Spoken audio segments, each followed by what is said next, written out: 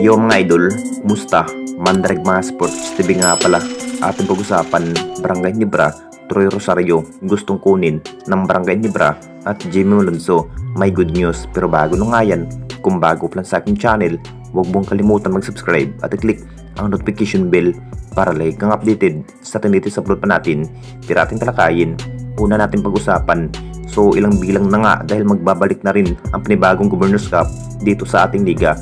Masasabing masyadong hinahandaan pa rin ng ating Barangay Nibra para masusubukan ang lakas sa bawat sa pakikipaglaban. Ito na nga ang kinahihintay ng lahat. Kung mapapalakas pa nga ba ang Barangay Nibra dito mga idol, kung kunin na nga ba ito ang nasabing big man na si Troy Rosario. Alam naman nating lahat, balak sana ng ating Barangay Nibra na makuha na ang isang Troy Rosario dahil gagawing free agent na nga ito sa kupunan ng Blackwater.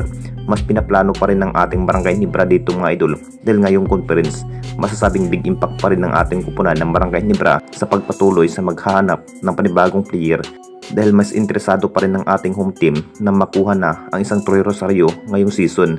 Nakita naman nating lahat mga idol kung anong kayang gawin ang isang Troy Rosario sa pagkikipaglaban, kung bakit ito pa rin ang dahilan na mas interesado ang Barangay Nibra sa bawat stamina bilang pagiging big man ang isang Troy Rosario ng Blackwater. Decision pa rin ni Troy Rosario mga idol kung pipiliin pa nga ba ang kupunan ng Barangay Nibra dahil mas nag-o-offer pa rin ang Barangay Nibra dito sa big time offer para kay Troy Rosario.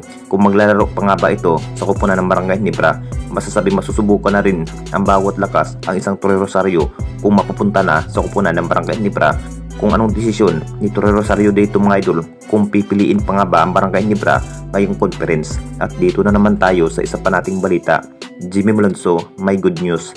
Alam na nating lahat mga idol, hindi pa rin nakapag-ensayo ang nasabing player na si Jimmy Malonzo dahil sa guto injury.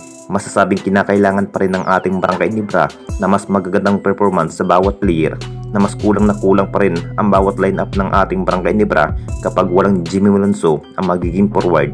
Makapagtala pa rin si Jimmy Malonzo mga idol ng maraming maiitala sa bawat laban. Mas pinatunayan pa rin ang nasabing highline forward na si Jimmy Malonzo na mas kayang tapatan ang mga bawat aggressive sa ibang kupunan.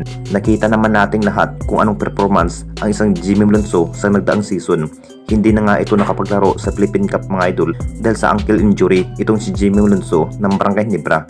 Nakapagdesisyon na rin ang isang Jimmy Malonzo mga idol na babalik muli para mas matibay ang kupunan ng Barangay Nibra sa bawat laban.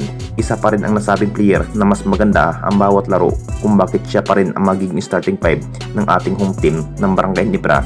May good news pa rin ang isang Jimmy Malonzo na makapaglaro muli sa kupunan ng Barangay Nibra dahil nare-recover na rin ang kanyang guto injury matapos sa Philippine Cup. Anong masasabi ninyo mga idol tungkol sa ating video?